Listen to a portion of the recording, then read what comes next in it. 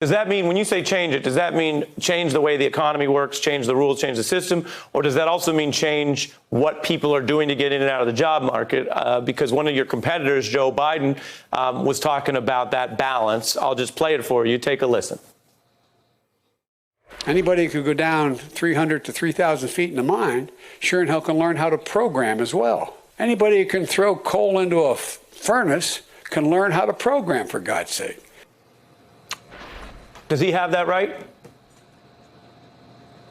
He does not. I get along with Joe very well, but suggesting that former coal miners learn to code is not productive at all, and it doesn't line up with the reality that we all experience.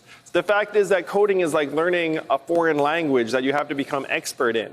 And that's not a realistic recommendation for millions of Americans.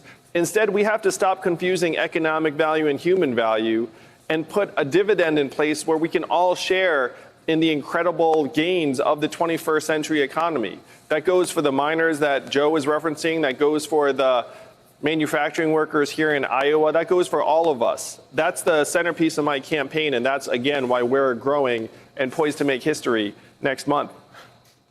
Does that mean that you think basically Vice President Biden doesn't understand much of the way the economy works now in technology, that he said that because he thinks it sounds good, and you're saying that it's a fundamental misunderstanding that coding is a language that basically is more likely to be pursued in earlier education?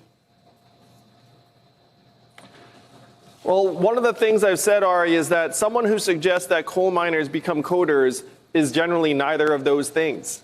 If you look at the numbers, 8% of Americans work in STEM fields, 92% do not. It is not realistic to say to 92% of Americans to somehow shoehorn themselves into the 8%. We have to think much, much bigger about what the jobs of the future look like, not based upon a narrow conception of market value, but instead what our actual needs and desires and values are in our communities. How race has totally permeated our criminal justice system. You know, for the exact same crimes, study after study now shows that African Americans are more likely than whites to be detained, to be arrested, to be taken to trial, to be wrongfully convicted, and to receive harsher sentences.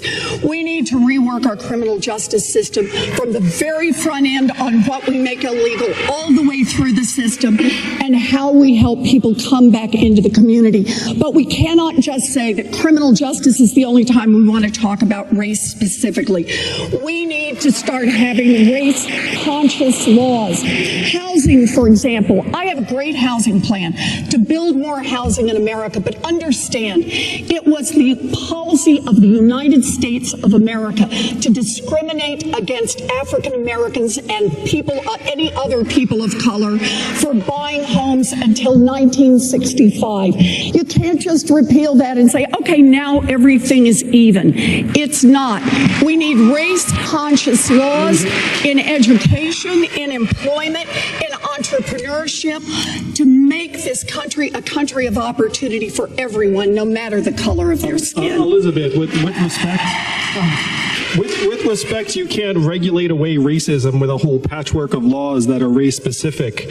What we have to do is heed the writings of Martin Luther King, whose birthday we just celebrated. He said that capitalism forgets that life is social, and what he was championing was a guaranteed minimum income for all Americans of $1,000 a month or more that would end up reshaping our economy in communities of color, make it so that black net worth is not 10% of white net worth in this country, which is the most important number of them all. We can't regulate that away through any other means except by putting money directly into the hands of African Americans and Latinos and people of color to allow businesses to actually flourish and grow in those communities. The only way that will happen is if Black and Latino consumers have buying power, and that is where we have to move as a country. Pete, fundamentally you are missing the lesson of Donald Trump's victory. Donald Trump is not the cause of all of our problems, and we're making a mistake when we act like he is.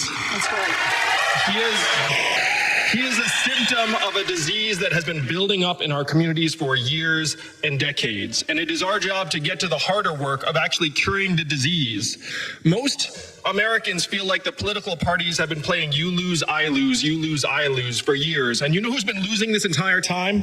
We have. Our communities have. Our communities' way of life is disintegrating beneath our feet. That's why Iowa, a traditional swing state, went to Trump by almost 10 points. That's why Ohio, a traditional swing state, is now so red that I'm told we're not even going to campaign there. So these communities are seeing their way of life get blasted into smithereens. We've automated away 4 million manufacturing jobs and counting. We're closing 30% of New Hampshire stores and malls, and Amazon, the force behind that, is literally paying zero in taxes. These are the changes that Americans are seeing and feeling around us every day. And if we get to the hard work of curing those problems, we will not just defeat Donald Trump in the fall, but we'll actually be able to move our communities forward. I know we're going to hear a lot more on this. We're going to move on.